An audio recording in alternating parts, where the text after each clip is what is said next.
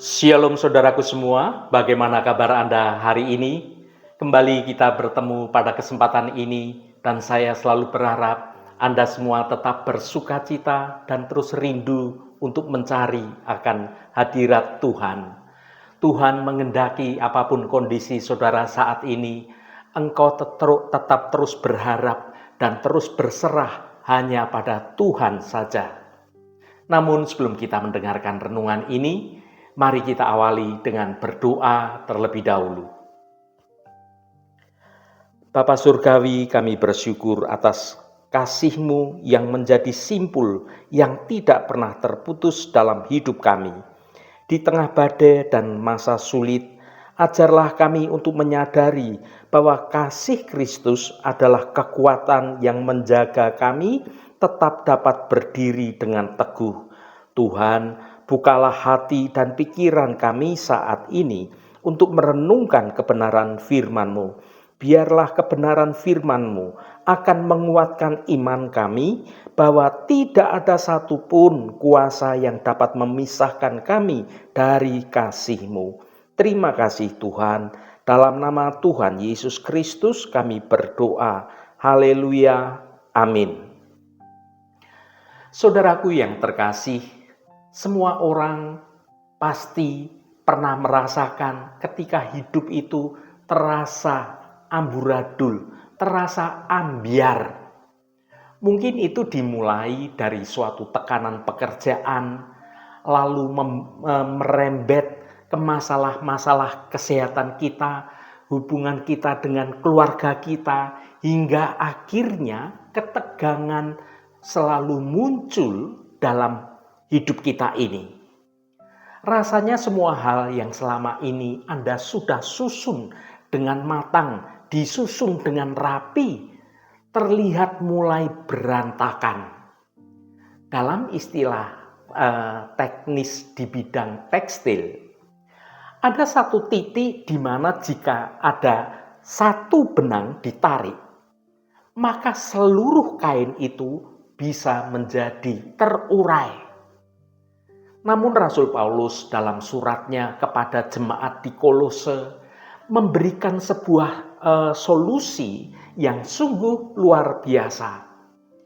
Ia berbicara tentang pengikat yang bukan sekedar aksesoris tambahan, melainkan suatu elemen yang utama atau elemen kunci yang dapat menjaga segala sesuatunya tetap menyatu. Pengikat itu adalah kasih.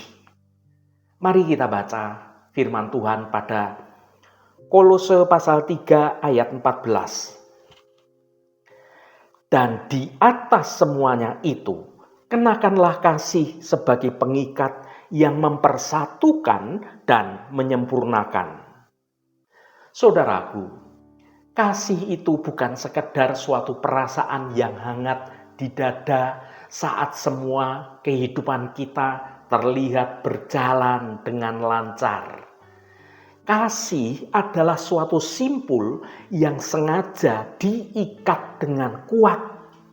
Sebuah komitmen yang menjaga kita untuk tetap utuh saat badai kehidupan menerpa dan mulai berusaha mencerai-beraikan hidup ini. Yang pertama, kasih itu sebagai gaya hidup. Sebelum sampai pada ayat 14, Rasul Paulus mendaftarkan berbagai macam suatu kebajikan di ayat-ayat sebelumnya. Itu tentang belas kasihan, tentang kemurahan, tentang kerendahan hati, tentang kelemah lembutan, dan juga tentang kesabaran. Bayangkan kebajikan ini sebagai suatu pakaian yang akan dikenakan setiap hari pada kita sebagai anak-anak Tuhan. Namun, Rasul Paulus menekankan, dan di atas semuanya itu, kenakanlah kasih. Dalam bahasa aslinya, kata kenakanlah itu merujuk pada suatu tindakan mengenakan pakaian luar atau jubah. Tanpa jubah luar ini, maka pakaian di bawahnya atau di dalamnya itu bisa bergeser atau terlihat menjadi tidak rapi. Kasih adalah sabuk atau suatu pengikat yang memastikan bahwa semua kebajikan lainnya itu tetap pada tempatnya. Mengapa ini penting bagi kita di masa-masa yang sulit? Saat kita ditekan oleh berbagai macam masalah, maka kita ini cenderung menjadi kehilangan kesabaran atau kehilangan kemurahan hati kita. Kita menjadi mudah tersinggung. Disinilah maka kasih itu bekerja sebagai suatu simpul yang mengikat dengan erat. Kasih menjaga agar kerendahan hati kita tidak berubah menjadi rasa rendah diri. Dan agar ketegasan kita tidak berubah menjadi kekejaman untuk menindas orang lain. Kasih adalah suatu lem yang akan menjaga integritas karakter kita saat dunia di sekitar kita ini mencoba menghancurkan karakter kita sebagai anak-anak Tuhan. Yang kedua, simpul yang mempersatukan. Frasa yang berkata, sebagai pengikat yang mempersatukan dan menyempurnakan. Rasul Paulus menyebut kasih sebagai suatu pengikat yang mempersatukan. Kata Yunani yang digunakan adalah syndesmos, yang secara medis itu juga digunakan untuk menyebut ligamen, yaitu suatu jaringan yang menghubungkan tulang-tulang sehingga tubuh kita ini bisa bergerak dengan kokoh. Di dalam masa yang sulit, musuh terbesar kita ini seringkali bukan masalah itu sendiri, melainkan tentang rasa perasaan terisolasi. Kita merasa sendirian atau kita justru yang menarik diri dan kita mulai menyalahkan orang-orang yang ada di dekat kita. Hubungan dengan sesama dan juga hubungan dengan Tuhan mulai ada jarak, mulai terjadi kerenggangan. Kasih Kristus itu bekerja sebagai pengikat yang sungguh luar biasa. Bayangkan sebuah jembatan gantung di tengah badai yang membuatnya jembatan gantung itu tetap berdiri bukan hanya pilar-pilar yang besar, tetapi ada kabel-kabel baja yang saling mengikat dan saling mendistribusikan beban itu. Kasih itu ibarat kabel baja itu. Yang ketiga, kasih yang menyempurnakan. Frasa yang berkata menyempurnakan dalam ayat ini sering disalahpahami. Sempurna di sini bukan berarti bahwa kita ini tanpa celah secara estetika. Kata aslinya itu adalah teleiotes yang berarti tentang kedewasaan, tentang kepenuhan, atau tentang pencapaian suatu tujuan akhir. Artinya, kasih adalah suatu elemen yang membawa suatu pertumbuhan iman kita pada suatu titik puncaknya. Penderitaan tanpa kasih akan membuat kita menjadi orang yang pahit hati. Penderitaan yang dibalut dengan kasih Kristus akan membuat kita menjadi orang yang dewasa. Masa sulit itu adalah suatu laboratorium kehidupan bagi kasih. Sangat mudah untuk mengasihi saat hidup kita terasa manis, berjalan dengan baik semuanya. Namun kekuatan simpul kasih itu baru teruji saat ia ditarik dengan kencang oleh berbagai macam persoalan kehidupan, berbagai macam kekecewaan, berbagai macam pengkhianatan atau kehilangan dari apa yang kita sayangi. Saat kita memilih untuk tetap mengasihi meskipun kita disakiti, maka simpul itu justru semakin akan kuat mengencang dan karakter kita akan semakin disempurnakan. Saudaraku yang dikasihi Tuhan, kekuatan kasih Kristus adalah sumber dari segala simpul kehidupan. Kita harus jujur bahwa kapasitas manusia untuk mengasihi itu sungguh amat terbatas. Kita punya yang namanya batas sabar. Kita ini punya titik lelah.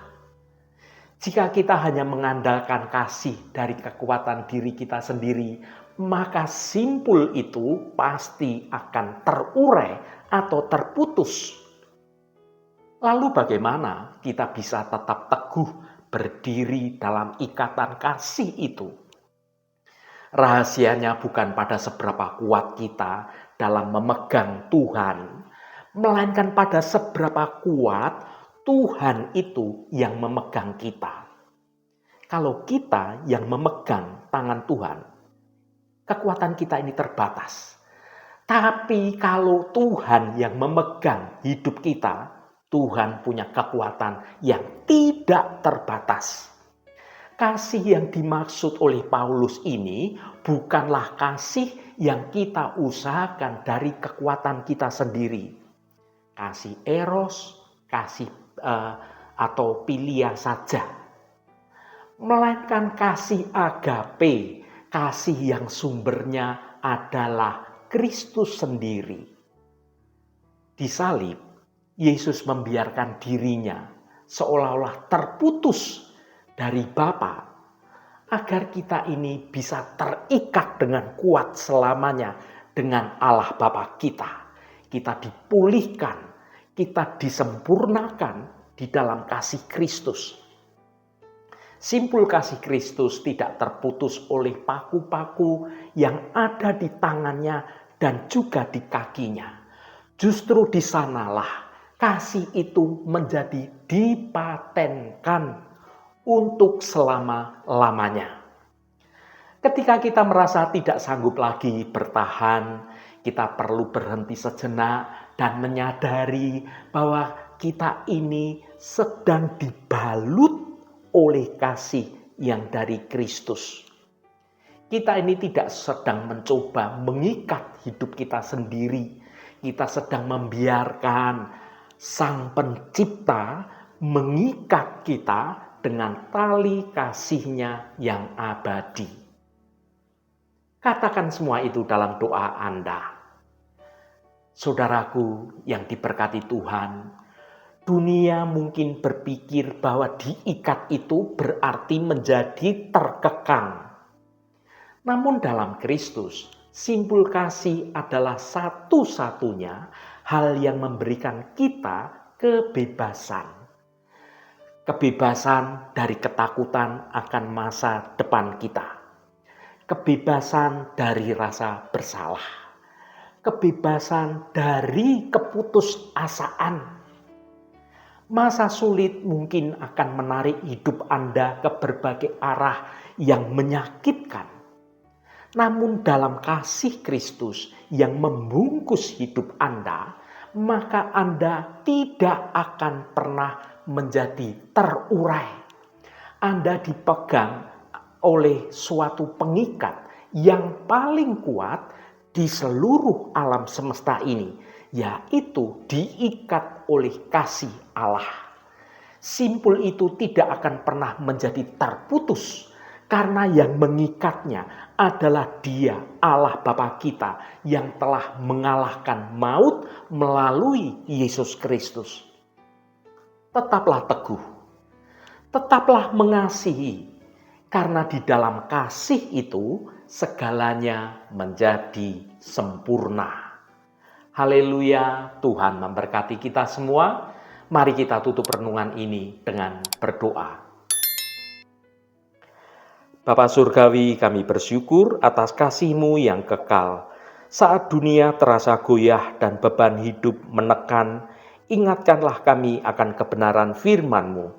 Kami mohon mampukan kami untuk selalu mengenakan kasih sebagai jubah utama dalam hidup kami. Biarlah kasih Kristus menjadi simpul yang tidak pernah terputus, pengikat yang mempersatukan hati kami yang retak dan menyempurnakan segala kekurangan kami. Di tengah badai dan di masa yang sulit, biarlah kekuatan kasih-Mu menjaga kami tetap teguh dan tidak menyerah. Jadikanlah kami sebagai saluran kasih bagi sesama kami, agar melalui kesatuan kami, dunia dapat melihat akan kemuliaan-Mu yang utuh. Terima kasih Bapa, Engkau sudah berkenan memberkati seluruh anak-anak-Mu yang terus setia mencari wajah-Mu Tuhan melalui renungan hari ini. Tuhan, saat ini kami berdoa untuk saudara-saudara kami yang sedang menderita sakit. Berkatilah setiap mereka yang sedang bergumul dengan sakit penyakit. Kami mohon Tuhan akan jamah dan Tuhan akan sembuhkan di dalam nama Tuhan Yesus Kristus. Maka mukjizat kesembuhan terjadi dan saudara-saudara kami akan menerima kesembuhan yang datangnya dari Engkau. Allah Bapa yang Maha Pemurah, berkati juga setiap mereka yang saat ini sedang ada masalah, entah itu dalam hal keuangan, soal hutang piutang, soal pekerjaan, soal usaha, soal studi, dan juga persoalan-persoalan lainnya. Biarlah Allah Bapa kami, Engkau sendiri Tuhan yang akan menjamah, dan Engkau yang akan melawat semua anak-anak-Mu agar boleh mengalami mukjizat pemulihan di dalam nama Tuhan Yesus Kristus. Kelepasan Tuhan dalam pemulihan keuangan dan juga penyelesaian setiap persoalan, Tuhan akan memberikan kelegaan, Tuhan akan menolong, dan Tuhan memampukan saudara-saudara kami untuk dapat menyelesaikan setiap persoalannya dengan cara yang baik dan cara yang benar. Terima kasih Tuhan, Engkau sungguh baik dan teramat baik. Berkati mereka yang hari ini berulang tahun Tuhan, Engkau tambahkan 1 tahun lagi. Terima kasih buat anugerah-Mu, umur panjang di tangan kanan dan kekayaan serta hormat di tangan kiri. Berkat Tuhan mengalir bagi setiap mereka yang hari ini berulang tahun. Terima kasih Tuhan, segala hormat, pujian, dan ucapan syukur hanya bagi Engkau Allah yang kudus. Saudaraku, mari kita berdoa Bapa kami. Bapa kami yang di surga, dikuduskanlah namamu, datanglah kerajaan-Mu, jadilah kehendak-Mu di bumi seperti di surga. Berikanlah kami pada hari ini makanan kami yang secukupnya, dan ampunilah kami akan kesalahan kami, seperti kami juga mengampuni orang yang bersalah kepada kami. Dan janganlah membawa kami ke dalam pencobaan, tetapi lepaskanlah kami daripada yang jahat. Karena Engkaulah yang empunya kerajaan dan kuasa dan kemuliaan, sampai selama-lamanya. Amin. Saudaraku, bukalah hatimu dan tengadahkan tanganmu. Terimalah berkat Tuhan. Tuhan memberkati engkau dan melindungi engkau. Tuhan menyinari engkau dengan wajah-Nya dan memberikan kasih karunia. Tuhan menghadapkan wajah-Nya kepadamu dan memberikan damai sejahtera. Berkat anugerah dari Bapa Surgawi, cinta kasih karunia dari Tuhan Yesus Kristus, dalam persekutuan dan penghiburan Roh Kudus, menyertai kita semua sekarang ini dan sampai selama-lamanya. Dalam berkat Tuhan Yesus Kristus, haleluya, amin. Puji Tuhan saudaraku semua, saya percaya firman Tuhan hari ini sudah menjadi berkat yang akan menuntun hidup kita semua berjalan dalam jalan kebenaran Tuhan. Saudaraku, saya sangat senang sekali dan berterima kasih jika Anda berkenan memberikan komentar pada konten video ini dan bagikan renungan ini pada teman dan sahabat Anda, agar mereka diberkati juga melalui konten yang Anda bagikan itu. Terima kasih saudaraku, sampai bertemu kembali. Shalom, Tuhan memberkati.